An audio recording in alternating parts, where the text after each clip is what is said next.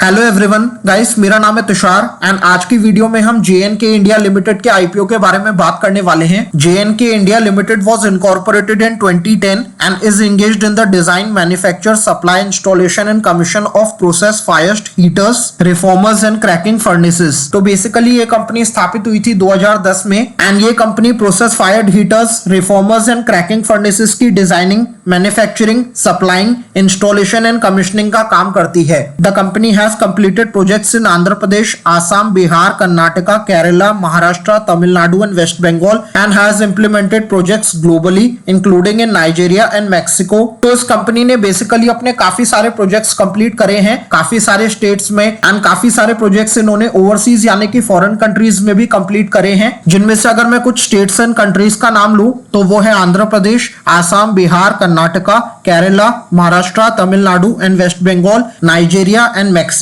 As of March 31st, 2023, the company has served over 17 clients in India and 7 clients overseas. अगर हम 31 मार्च 2023 तक की बात करें तो इस कंपनी ने इंडिया में 17 क्लाइंट्स के लिए काम किया है एंड ओवरसीज में यानी कि फॉरेन कंट्रीज में 7 क्लाइंट्स के लिए काम किया है। The domestic clients include Indian Oil Corporation Limited, Tata Projects Limited, Rashtriya Chemicals and Fertilizers Limited and Numaligarh Refinery Limited. And इसके अगर मैं डोमेस्टिक क्लाइंट्स की बात करूं तो उसमें आते हैं Indian Oil Corporation Limited, Tata Projects Limited, Rashtriya Chemicals and Fertilizers Limited and Numaligarh Refinery Limited. All products in JNK India Limited are manufactured as per the requirements of the customer and in accordance with the applicable standards। Plus JNK India Limited के जितने भी प्रोडक्ट्स हैं वो सारे ही मैन्युफैक्चर किए जाते हैं according to the customers requirement, मतलब कस्टमर की रिक्वायरमेंट के अकॉर्डिंग। एंड प्लस ये मैन्युफैक्चरिंग करते वक्त एप्लीकेबल स्टैंडर्ड्स का भी ध्यान रखते हैं। The manufacturing is done at the in house manufacturing facilities and और थर्ड पार्टी वेंडर्स। एंड इनके प्रोडक्ट्स की मैन्युफैक्चरिंग के लिए इनके पास इन हाउस मैन्युफैक्चरिंग फैसिलिटीज हैं एंड कई बार उसके लिए ये थर्ड पार्टी वेंडर्स का भी यूज करते हैं। One of the manufacturing facilities is located in the multi product special economic zone in Mundra, Gujarat, where production is exclusively for export. हालांकि इनकी काफी सारी मैन्युफैक्चरिंग फैसिलिटीज हैं, लेकिन उनमें से एक सिचुएटेड है multi product special economic zone in Mundra, Gujarat में। एंड वहां पे बेसिकली एक्सपोर्ट से रिलेटेड जो भी प्रोडक्ट्स हैं उनकी मैन्युफैक्चरिंग का काम होता है। It is spreaded over an area of about 20,243 square meters with an installed capacity of 5,000 metric tons for manufacturing and modularization per annum। And इनकी जो ये मुंद्रा गुजरात वाली मैन्युफैक्चरिंग फैसिलिटी है ये 20,243 स्क्वायर मीटर्स में फैली हुई है, प्लस इसमें 5,000 मेट्रिक टन्स की इंस्टॉल्ड कैपेसिटी है जिसमें मैन्युफैक्चरिंग एंड मॉड्यूलराइजेशन दोनों होता है हर साल। As of March 31, 2023 the company had 192 permanent employees. अगर हम 31 मार्च 2023 तक की बात करें तो इस कंपनी में 192 परमानेंट एम्प्लॉइज काम कर रहे थे। तो गाइस ये था इस कंपनी का ब्रीफ ओवरव्यू एंड अब हम इस वीडियो को 5 पार्ट्स में कवर करेंगे, जिसमें हम सबसे पहले इस आईपीओ की डेट्स एंड डिटेल्स को देखेंगे, देन हम इस आईपीओ के फाइनेंशियल्स एंड फंडामेंटल्स को देखेंगे, देन उसके बाद हम इसके करंट लाइव जीएमपी को देखेंगे एंड उसके बाद 4th नंबर पे हम इसका पीयर कंपैरिजन यानी कि इसके कॉम्पिटिटर्स के साथ इसका कंपैरिजन करेंगे एंड देन लास्टली हम अपना एनालिसिस करेंगे एंड डिसाइड करेंगे कि हमें इस आईपीओ में अप्लाई करना है या फिर नहीं। तो सबसे पहले हम इस आईपीओ की डेट्स एंड डिटेल्स को देख लेते हैं। तो इस आईपीओ की ओपनिंग डेट है 23rd ऑफ अप्रैल, देन इस आईपीओ की क्लोजिंग डेट है 25th ऑफ अप्रैल, देन इस आईपीओ की बेसिस ऑफ अलॉटमेंट की डेट है 26th ऑफ अप्रैल, देन इसकी इनिशिएशन ऑफ रिफंड्स की डेट है 29th of April, then credits of shares to demat की डेट है 29th ऑफ अप्रैल, देन इस आईपीओ की लिस्टिंग डेट है 30th ऑफ अप्रैल। देन हम फेस वैल्यू की बात कर लेते हैं। तो फेस वैल्यू है 2 रुपीज पर शेयर की। देन इस आईपीओ में एक शेयर का प्राइस बैंड रखा गया है 395 रुपीज से लेकर के 415 रुपीज तक का। देन इस आईपीओ के एक लॉट में 36 शेयर्स रखे गए हैं। देन इस आईपीओ का टोटल इशू साइज है 1,60,15,988 शेयर्स का, जिसमें से 75,94,936 शेयर्स फ्रेश इशू में रखे गए हैं एंड बाकी के 84,21,052 शेयर्स 2 रुपए के भाव पे ऑफर फॉर सेल में रखे गए हैं। देन हम इसके इशू टाइप की बात करें तो ये एक बुक बिल्ड इशू टाइप का आईपीओ है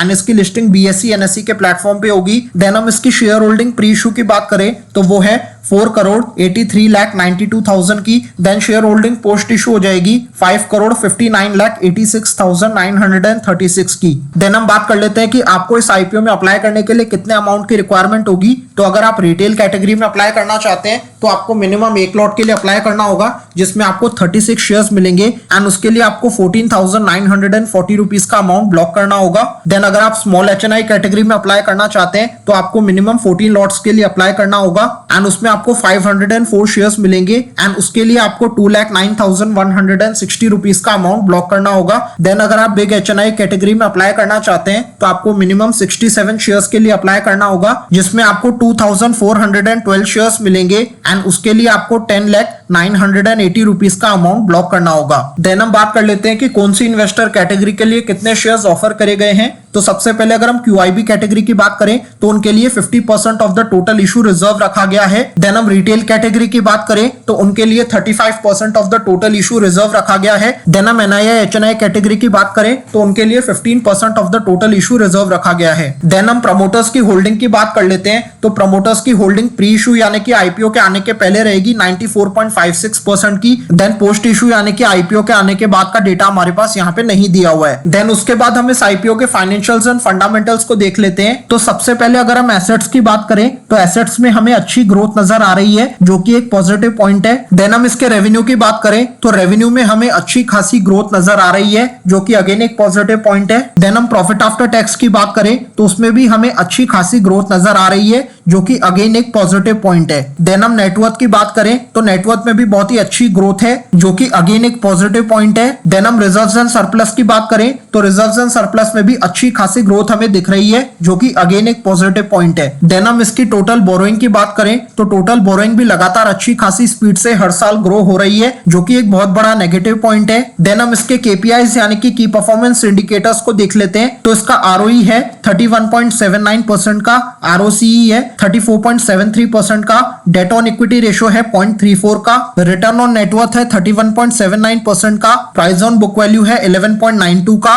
पैट मार्जिन परसेंटेज है 18.24 का। देन हम इसके ईपीएस प्री आईपीओ की बात करें तो वो यहाँ पे दिया हुआ है 9.58 का, पोस्ट आईपीओ ही हो जाएगा 11.08 का। देन हम इसके पीई प्री आईपीओ की बात करें तो वो दिया हुआ है 43.32 का, पोस्ट आईपीओ ही हो जाएगा 37.46 का। तो सबसे पहले अगर हम इसके ROE, ROCE and return on net worth को देखें तो तीनों ही 15 और 20 से बहुत ही ऊपर है, जो कि एक बहुत बड़ा पॉजिटिव पॉइंट है। देन हम इसके डेट ऑन इक्विटी रेशियो को देखें तो वो 1 से बहुत ही कम है, जो कि एक बहुत ही बड़ा पॉजिटिव पॉइंट है। एंड क्योंकि इसका डेट ऑन इक्विटी रेशियो 1 से बहुत ही कम है, इसीलिए हम इसकी बढ़ती हुई टोटल बोरोइंग को भी कहीं ना कहीं नेग्लेक्ट कर सकते हैं। देन इसका प्राइस ऑन बुक वैल्यू ठीक है एंड देन इसका जो पैट मार्जिन परसेंटेज है वो भी बहुत अच्छा है, जो कि अगेन एक बहुत बड़ा पॉजिटिव पॉइंट है। तो ओवरऑल अगर हम फाइनेंशियल्स की बात करें तो फाइनेंशियल्स बहुत ज्यादा अट्रैक्टिव है, बहुत ज्यादा अच्छे हैं। देन हम इस आईपीओ के करंट लाइव जीएमपी को देख लेते हैं। तो आज जब ये वीडियो रिकॉर्ड हो रही है तो आज डेट है 21 अप्रैल एंड करंटली फिलहाल जीएमपी चल रहा है 0 रुपीज का। एंड अकॉर्डिंग टू दैट जो अभी एस्टिमेटेड लिस्टिंग प्राइस निकल के आ रहा है वो है 415 रुपीज का, यानी कि आपको इसमें 0% के लिस्टिंग गेन्स होने के चांसेस है एज ऑफ नाउ। देन उसके बाद हम इस आईपीओ का पीयर कंपैरिजन कर लेते हैं। तो बेसिकली जेएनके इंडिया के 2 लिस्टेड कॉम्पिटिटर्स हैं। पहले कॉम्पिटिटर का नाम है थर्मैक्स लिमिटेड, दूसरा कॉम्पिटिटर है भेल। एंड इन तीनों ही कंपनीज में से जेएनके इंडिया सबसे छोटी कंपनी है। देन हम इन कंपनीज के पीई का कंपैरिजन कर लेते हैं। तो इन तीनों ही कंपनीज में से जेएनके इंडिया का पीई सबसे ज्यादा कम है, लेकिन जो थर्मैक्स लिमिटेड एंड भेल है वो दोनों ही बड़ी कंपनीज है जेएनके इंडिया से। तो इन सारी चीजों को देखते हुए हमें ये पता चल रहा है कि इस जेएनके इंडिया आईपीओ की वैल्यूएशन ठीक ठाक लगाई गई है, लेकिन हम इसे बहुत ज्यादा सस्ता नहीं कह सकते। देन अब हम अपना फाइनल एनालिसिस कर लेते हैं एंड डिसाइड करते हैं कि हमें इस आईपीओ में अप्लाई करना है या फिर नहीं। तो सबसे पहले हम इस आईपीओ के फाइनेंशियल्स को देखें तो फाइनेंशियल्स हमें काफी ज्यादा अट्रैक्टिव नजर आ रहे हैं। देन हम इस आईपीओ के जीएमपी की बात करें तो जीएमपी फिलहाल कुछ भी नहीं चल रहा है। देन हम इस आईपीओ की वैल्यूएशन की बात करें तो वैल्यूएशन ठीक ठाक लगाई गई है, बहुत ज्यादा सस्ता हम इसे नहीं कह सकते। एंड इन सारी चीजों को देखते हुए मेरा डिसीजन इस आईपीओ को लेकर के यही बन रहा है कि मैं इस आईपीओ में अभी अप्लाई नहीं कर रहा हूं। एंड ऐसा मैं इसलिए कह रहा हूं क्योंकि इसका जीएमपी करंटली कुछ भी नहीं चल रहा है। हालांकि मुझे इसके फाइनेंशियल्स बहुत ही ज्यादा अट्रैक्टिव लगे हैं एंड ये आईपीओ भी मुझे बहुत ही अच्छा लग रहा है, लेकिन क्योंकि फिलहाल इसकी डिमांड जीएमपी में बिल्कुल भी नहीं चल रही है, इसीलिए मैं लिस्टिंग गेन्स के लिए इस आईपीओ में तो डेफिनेटली अप्लाई नहीं कर रहा हूँ। एंड देन हम लॉन्ग टर्म के लिए बात करें तो फर्स्टली इस कंपनी के फाइनेंशियल्स बहुत ज्यादा अट्रैक्टिव है। देन इस कंपनी की वैल्यूएशंस भी ठीक ठाक लगाई गई हैं।